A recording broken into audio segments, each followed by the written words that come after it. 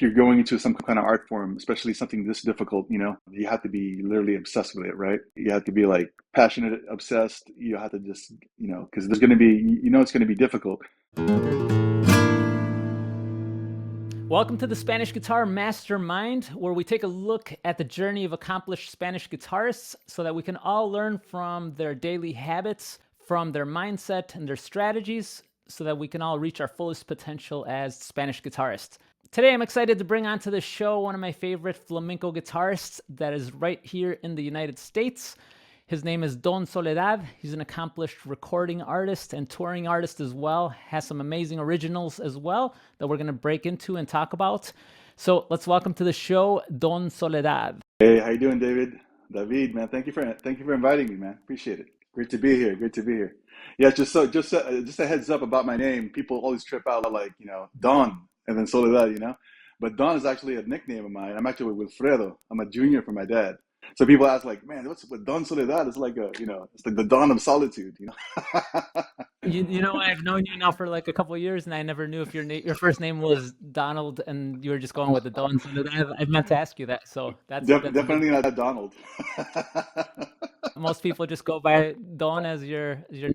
Yeah, because well, my mom gave me that nickname when I was a kid. So it's kind of like I'm Filipino, and we have the Spanish ancestry, and then you get a lot of like the nicknames kind of things, similar to like a lot of this the Latinos and stuff. So she gave me that, and it kind of just stuck, and I never used Wilfredo again. It's just everybody calls me Don. So it looks kind of interesting when you look at it as like an artistic name, but it works.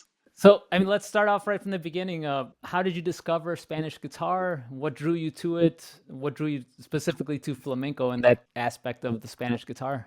Yeah, so for me, I grew up in California. I grew up in the San Francisco Bay Area, and I was always into music. Me and my brother played, like in bands and stuff. He was the guitarist actually, and I was the drummer. I was the drummer back then. This was junior high to high school, and I was into heavy metal like most people, rock and all that. And we jammed, and I played with different bands and did some like gigs with like all sorts of different styles. And in my early 20s, I heard Papi de Lucia perform at the University of Berkeley, California, at their hall there, and that's the first time I saw him, and I was just blown away. Growing up in a musical family, I've always had an instrument, either the drums or guitar. A guitar was always on the couch somewhere, in the household.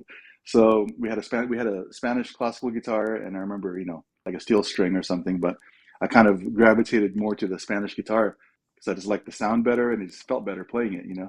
So that's what kind of got me started in the guitar itself in a musical standpoint. And then eventually, after I saw Papi de Lucia, his two shows in Berkeley, I was blown away, and I was like, man, I need to learn this. It's something that I wanted to do because it felt like it was kind of it was close to me. Yeah. I don't know if that's the right thing to kind of how to explain it, but the nylon string guitar and the Spanish guitar was close to me, and it was very personal, kind of like playing it, for me, like that, just the feeling of playing a nylon string guitar. So that's kind of like how I started. And eventually, I started taking lessons in my early 20s, 22, 23 years old, with the maestros that I found in the San Francisco Bay Area. Starting off with Mariano de Cordova. He was already in his 80s, I think late 70s, probably late 70s when I met him. So he was my very first maestro in California, Northern California. And then I was able to take lessons as well with Diego del Gastor's nephew, Agustin Rios. He was living in Oakland, California, so I got to start taking some stuff with him. And also, the younger generation at the time, Jason McGuire, I took lessons with him as well, just for a little bit. And from there, I went to Spain, and I studied in Spain for a little bit as well, and just took whatever I can get there, and bring it back home. Studied in Jerez de la Frontera, in Sevilla. I didn't realize your journey kind of started off like mine, which I think should be encouraging for a lot of people that think that starting later in life makes it impossible or more difficult that you started in your early 20s. I also started in my early 20s getting into Spanish guitar. I had a little bit of some experience with other styles and stuff, like a little rock and a little dabbling around, but it wasn't until my early 20s as well that I also, just like you saw Paco, I saw a show in Madrid, and that same thing. I said I got to go back home and do it. I mean, you were lucky enough to have some nice maestros in your area, so that was a huge benefit and help to have some great mentors around. Definitely. I think I was kind of like lucky growing up at that time, in the 90s, like late 90s, with the flamenco scene. I think it was still very big, at least in San Francisco before everything else started happening.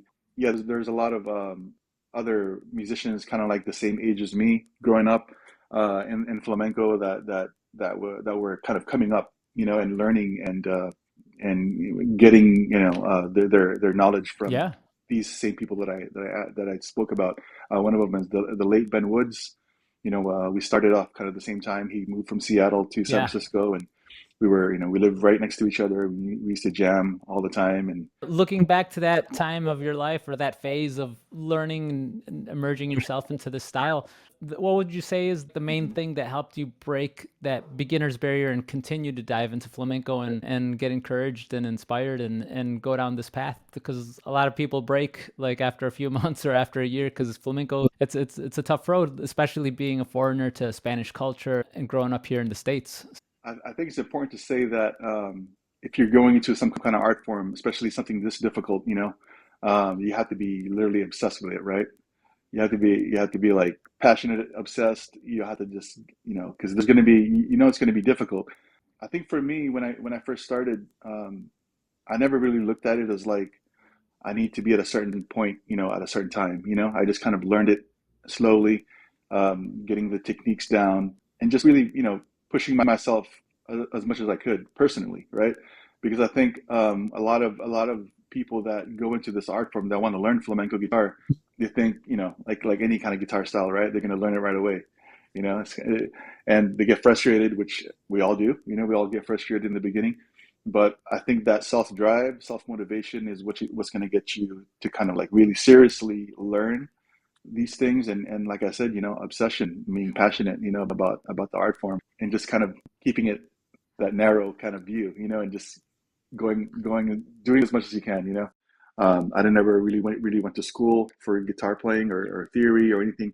I learned like a flamenco, so face to face learning. I knew how to read a little bit because I took music lessons when I was a kid in junior high because I played the drums and stuff. But that's not really considered as like similar to like learning the music of guitar.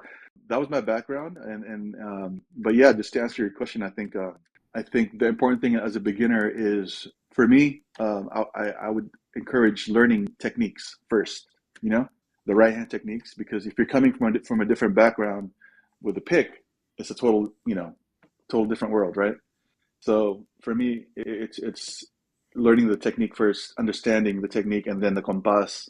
Those two things, because the left hand is going to be there a little bit easier, I think. Just my opinion, but the right hand is the what gets you, the difficult thing. Yeah, I mean, just to circle back to what you just said at the beginning too, is I think the one word that is very important is that word obsession. Some people view it like a bad thing, and but honestly, that's like the one common word I hear with everybody who succeeds in something. It's like you have to be obsessed with it. You have to love it so much that you're obsessed with it, that that's what you want to do, like every For extra sure. second you have. And that's how I felt about the guitar. That's what helped me break beginner's barrier at the beginning, was that I was really obsessed with flamenco, and I was spending as much time as I can, and things change with time. Right. We go through phases, and but that's what initially helps us all, I think, break into a new genre, or Exactly. whether it be flamenco or something else. And then what you said, just working with technique, I Right. Right. definitely For agree sure. with that. A lot of people like to just want to jump straight into the into the styles, the songs, and they want to neglect the technique. I see that a lot with a lot of beginner students, a lot of students that I've Yeah. had, and I try to tell them the nice way and try to mix in some of the fun stuff with the technique, but some of them just want to For jump sure. straight over to the pieces and like, no, I want to play this, but you can't. It's going to nip you later on if you try to just go for the good stuff without the technique. Exactly, exactly. I think one thing I found out also was just when you start learning other people's other maestros falsetas, right? Phrasing is so important in flamenco, right? Like when you're phrasing it according to that player's phrasing, right? Because everybody has their own voice in flamenco. Vicente Amigo, Paco, all those guys. So when you're learning their falsetas, apart from learning it note per note, learning the actual phrasing, their phrasing, right? Their style of playing is another thing. Sometimes you're successful, sometimes you're Right. not, and those times when you're not successful, you kind of make it your own. You know, you learn these pieces and you kind of make it your own, and you might be able to use it for some kind of composition for yourself. So that's kind of like my experience. Maybe some people have the same thing, but that's like where I'm coming or where I'm what I've experienced in learning flamenco Yeah, I think learning from starting off with the covers, working on the falsetas is that's how you get your foundation. I definitely agree. for sure. And what I love Yeah, about flamenco is that you take these traditional falsetas and then everybody puts their spin on it, and then you get to that's one of the ways that flamenco just evolves. Everyone puts their spin on traditional riffs and makes it their own. that's And it. and and Yeah, and you hear people's personalities coming out through these falsetas that have been played 1,000 times, but somebody might put a little bit of a different spin or a little different taste into it. So and that's what flamenco's about, I think. you write a lot of your own music as well, and you delved into writing for a lot of the flamenco palos, the traditional palos, but writing your own compositions. Do you think that came from studying a lot of the traditional stuff first and playing a lot of other maestros' music first that led you kind of to open up your mind and say, all right, I kind of see the patterns now, and now I got some of my own ideas? Yeah, I think in the beginning, as you go along and learn falsetas and how things work in flamenco, depending on the palo or like I said earlier, the phrasing. I think that was a big thing for me to kind of like flip around or Yeah. whatever, however you want to say it, and kind of tweak it a little bit and make it your own. That's definitely a bigger, probably one of the biggest things that I was able to adapt, in my own playing and my own compositions, from my first album, my second album. Yeah, learning other people's stuff like Vicente Amigo. I'm such a big Vicente Amigo fan. I kind of started because of him. After I heard him play, because I would listen to Paco and I'd be like, man, that's like over my head. All this stuff that he's doing, right? And then Vicente kind of made it more like doable. If that's the thing to kind of like his style of playing was more how would you say like more understanding as far as like the musical knowledge, right? The way he would play a rumba would be like A B B, like that kind of like jazz kind of like arrangement. So you're kind of like pop even pop, right? So he kind of started that movement, I think, in the early '90s, and so people was attracted, attracted to that kind of that style of composing. They get it, like the whole that whole thing. So they they they gravitated towards like it's like a bossa nova piece, like I've heard that before. The whole chord progression. Yeah, I think it's very important for beginner guitarists, to learn it the right way. Learn it, play it slowly. Everything, play every faceta slow, and that's one of the things that I had to deal with because I think I was sort of a fast learner in some of the in a way, and then that's what kind of bit me at the end. And it was like learning so fast, and then not really getting everything precisely in compass and everything. And but studying with different maestros helping with that because every time that you do a lesson with them, they're like, play it slow, have a either a metronome or for me, I think it's a compass track. Play a slow, against a compass track, and getting that really perfect, or as perfect as you can. You mentioned obviously Paco was your first introduction into flamenco, and then Vicente came along, and you became a big Vicente fan. Were the traditional flamenco maestros your main portal into flamenco, or was it? Were there any of the pop Spanish guitar artists that also kind of attracted you, like per se, like the Gypsy Kings or Jesse Cook? more, or for you was it the Yeah, opposite? Because most of us actually, it's a little bit of the opposite. Like we hear some of the more pop stuff that is a little more accessible at first yeah, for yeah, us, and then we go into the for hardcore sure. stuff. But it sounds like you did the opposite route. You know, I knew the difference pretty early on, because like listening to Paco, like when I first saw him in Berkeley, I mean I saw him play in UC Berkeley, I was like, man, that's like really complicated stuff. I couldn't really grasp the ideas, right? And then listening to his CDs and albums, and I was like, man, this is like just way over my head, harmony and all the different things he was doing. So I did, listen Yeah, to like Jesse Cook, Otmar Liebert, all those things. It's like the gateway, right, to like all this flamenco stuff, and I appreciated both sides. I think the melody, like Armic, and oh my gosh, I got Struns and Farah, Lara and Reyes, Sergio Lara is actually a good friend of mine, that kind of did that rumba flamenco with the very nice melodies and remakes of like classic songs, right? I think it kind of helped me determine like what can be yeah, done in flamenco composition wise, and what direction I wanted to go to. You know what I mean? Like what direction do I want to go and compose, and like for my first album or whatever. Yeah, I would say, like, to answer your question, I think both kind of affected me at the same time. Like I knew what this was and I knew what that was, and I kind of like put it together, and I'm in this about balancing act. In middle the ground. middle, you're like, yeah, you're like in this middle ground. You're like going left and right, and you're like, okay, people might like this, and flamenco guitars might like this. Well, I think what's important in composition is it's your composition. So I think ultimately what's important is you being happy, right? Yeah. At the end of the day. So when you record that thing, you're like, I mean, you're not going to be totally happy. You never, I think, no one's ever fully happy with everything with like recording, but um, you at least kind of like can say that at the end of the day it's yours, you know, Hmm. and you did your best at that time when you recorded it. So Right. I think there's something to say about that. When you're writing your own music, flamenco is very delicate to a lot of people, or true flamencos, Spaniards, the gypsies, they take it very close to their heart, and it's part of them, their way of life. It's not just a musical genre like some people that don't play flamenco think. Yeah, So, do you ever purists. still feel, or did you feel at the beginning when you started writing the music and performing as a foreigner to this Yeah. culture, just like myself, were you apprehensive to release some of this music, like worried about like what are the flamencos going to think I'm trying to write in their in their style, not just the pop stuff, but you're going for actual palos like the bulerias, writing in alegría, and or did you just say, screw it, this is my voice, this Yeah. is what I'm putting out? Pretty much the latter, man. The latter, what you just said. I think since I knew the difference in the beginning.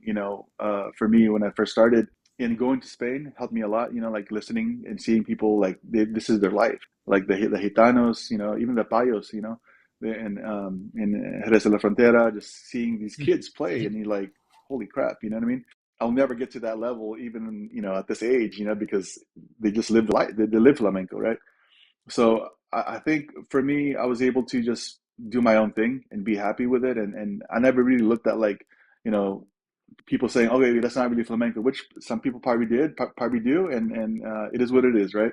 But they say the same thing about Paco. They say the same thing about Vicente, about maybe not Tomatito so much, but it is what it is. You make your own thing, and I think for me, I always come back to that saying. First off, I'm a musician. The second, I'm a guitarist, and third, hey, if I can call myself a flamenco guitarist, that's awesome. So that's like the row for me. I think that's how I feel Yeah, myself as well.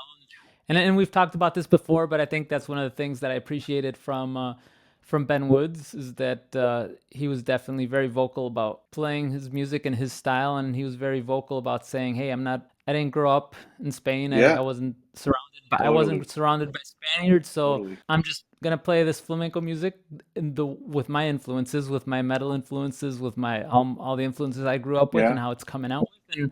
And he definitely had a voice, like with his guitar. You could tell it's him playing, and whether you liked it or you didn't like it, it was at least he had a voice he had a signature sound. So That's it. that's definitely something to be respected. I Yeah, for mean, sure, like for sure. sometimes you may like something or you may not, but it's something to be respected when somebody has their own voice, I think. Yeah, for So sure. I think just to get back to Ben, I remember him just starting off that I don't know he did this thing, the flamenco thing, yeah, right? that's Is how that I how you discovered discovered him. him? And Yeah, yeah. yeah, And I remember going to gosh, Ben's friends would probably know this if they're watching this. He started off in this little warehouse in Oakland, really beat up warehouse, man. And he would have his metal guitarist there, drummer, and they'll have rehearsals at this little warehouse. And I was able to go, and he invited me one time, and he had a flamenco dancers, and man, I mean, just he's a visionary. He was a visionary, Ben. And so it's like you see this going on in front of you, and you're this 22-year-old, 23-year-old kid that's kind of like, holy crap, like what is this? Like you see flamenco, the elements of flamenco, and he can play because he played the palos. He understood. He played for dancers and stuff like that. But at the same time, he wanted to have a voice, right? And a voice of like, hey, I'm not like you said. I'm not from Spain. I'm from the U.S. I'm not tricking anybody. You know, this is who I am, and this is music at the end of the day, man. So it's something to like really um, appreciate. yeah, his influence made it all the way to Spain.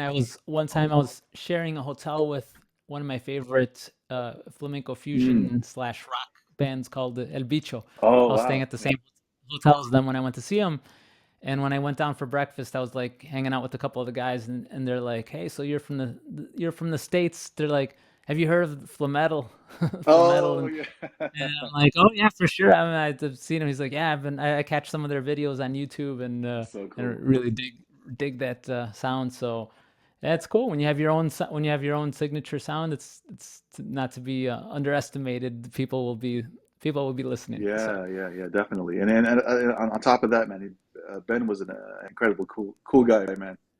So he got yeah. along with everybody, and at the time when I knew him, we were both leaving. He was leaving for LA, and I was leaving for Florida. And we kind of moved the same time, around the same time. And he had people in the Bay Area that didn't like what he was doing, already on top of it, and he knew that.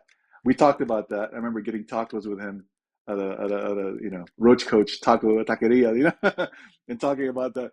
But yeah, I was just bringing back memories of like the talks we had. But he already, and he was just, I'm going that way, you know, this is what I'm doing, and this is what I'm gonna hold on to and make a name for myself. It was great, man. It's awesome. So just kind of fast forwarding to your current phase right now in your journey, what are some of your daily habits that you abide by now? Do you have a routine? Do you have non-negotiable practice routine, or are you kind of a little bit more laid back? What's it look like nowadays? Yeah, I'm doing more concerts like shows now here in Orlando and Central Florida, South Florida. Um, I'm doing more like festivals and kind of focusing more on developing this kind of show with my band, with my group, my flamenco group, which is the Don Soledad group.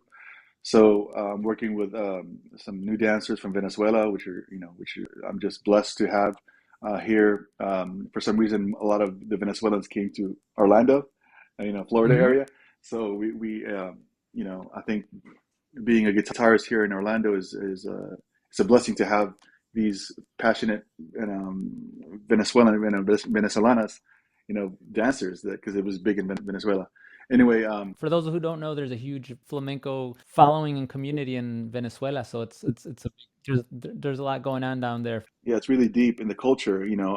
For some reason, I don't know. I think what it was in the '60s. They had flamenco, a lot of flamenco there from Spain. But just getting back on topic, now what I do now is I concentrate more on the shows. And as far as preparation, what I would do is I would go through the set list. I don't know how it's for other people, but for me as a guitarist or as a creative person, I think deadlines help with this stuff. Having the deadline, having the rehearsals with the dancers and the other bandmates. So now I concentrate more on the repertoire for the concerts and just going to each one. And as far as practicing them, I would like I would go do each piece and go slow, you know and then work out the difficult sections of the piece. And there's no shortcuts, unfortunately. And what I also would like to add to that is, as far as a beginner guitarist or flamenco guitarist, or however, whatever you're doing in the arts, is envisioning yourself on stage.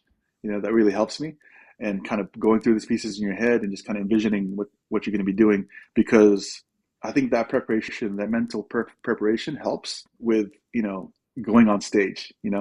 Because a lot of flamenco concerts usually start doing a solo, right? A solo piece, and that's nerve-wracking, man. I mean, the first few years of me doing that, regardless of how big the concert is, it's nerve-wracking because you're walking in with a guitar, sitting down, tuning, and then going through the piece. So everything is amplified, right? Everybody's looking at you. Microphone, you're under a microscope. I call the microphone a microscope. You're on it, man.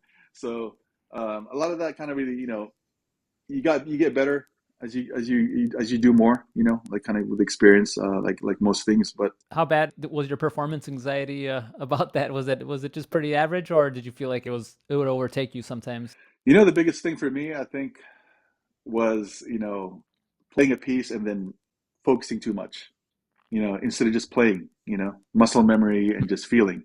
If you start thinking about playing the piece with emotion and how it's supposed to be played and how you recorded it or how you practice it, then you don't look too much at what you're doing on your left hand or whatever, right? I tend to close my eyes when I play. People say like, "Why are you closing your eyes?" Like I'm not trying to like show off or whatever. It's because I feel like I can concentrate more when I'm playing. With my eyes closed, and it's different for everybody. Sometimes when I start looking at the left hand, I start messing up, man. Serious, because you're looking at you're not really feeling it anymore, right? So for me, that's one of the things. But being nervous, it's always going to be there, I think, which is a double-edged sword, right? It keeps you on your toes, but you get better at it. I think you kind of I've seen Tomatito do that, right, live, and I've seen some pretty Mhm. terrible like performances by these maestros, right? So what they do is they start over, right? They start the phrase over, or they just wait for the compás to go full round. They come back.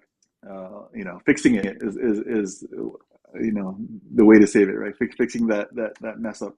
And you just kind Well, of learn. because the main thing I think in general is not to get into your head and to Yeah. not to start thinking about technique and fingerings. Once you start Oh man, trying, it's at least over. for myself, once you start overthinking fingerings and saying, was this in the fifth position? Ah, Was this note? dude, Was this which finger? Then that's where it's like it could be game over because game over. you're leaving the music and you're going into the logistics of it. And if you don't have you should already have the logistics down. So yeah, if you didn't practice Right, enough or anything, then right, that's a whole nother story. But if you did all the prep possible, there's no reason to overthink it anymore because for then sure. it's just time to go with the music. Oh man, yeah, Um, yeah, for sure, man. One tip that I'll add that helped me over time, like you said, you like to close your eyes and immerse yourself. For me now, I like to like just literally like sing the song in my head, like kind Oh, of that's great. hear the melody and like That's just go great. with it and just so that my mind is just thinking the music is going through my head and through my fingers and as Yeah, well. that's a great way to do it. So Actually, Ben and I had a conversation about that one time on the phone. We talked about like because we were talking about compositions and how do you compose your own piece. He asked me and I asked him, and for him he said, this is probably a well-known kind of thing, but he would just play the progression and then make the ideas with his mouth, like singing through it. mhm. Because he can Yeah. do it, you can play the chord and play the melody. So he would do that and record himself, and because you have so much, you're limited, right? With a guitar, you're limited with ideas because you're trying to like look at it and what you're doing and the movements and everything, and the ideas on the guitar is a little bit you're stuck, no, well, not stuck, but limited. But with your mouth or your voice, boundless, man. Like ideas, So like you said, man, that's awesome. That's a great way to definitely think about practicing, right, and getting ready for performance. Awesome. I don't want to hold you up too much and take up too much of your time. Is where can people look you up online? Could they find your music on Spotify and some other platforms as well? And where can they look up your dates and all that? Yeah, definitely. If you're in Florida, definitely check us out. I'm here in Orlando, Central Florida area. But you can check me out on donsoledad.com, and you can check out my music on Spotify and all that good stuff from there. More of the older stuff, that I made. Currently working on some new stuff, but you know how that goes. Yeah, I know how it goes. We one project at a time. Yeah, So that's it, man. That's it. But I think this is great, man. I love this what you started, and looking forward to seeing more artists on here, especially like with how you're doing things. Having musicians and people that started from the U.S. or North America, and sharing their ideas and thoughts and things that can help, the beginner guitarist or whoever that needs, inspiration. yeah, no, I'm really loving this. I love hearing people's backstories and the whole journey, and how some I find some similarities, like I just found between us, and Hmm. then also just some of the differences that got us to where we're at. So, I mean, I do it for my selfish reasons, so I could also hear these stories, but also loving that some aspiring guitarists or just fans of your music can hear a little bit about what got you where you got. For sure, man. But yeah, thanks again. And make sure to look up Don Soledad online. And we will see you on the next episode. Awesome. Thank you, Thanks, everyone.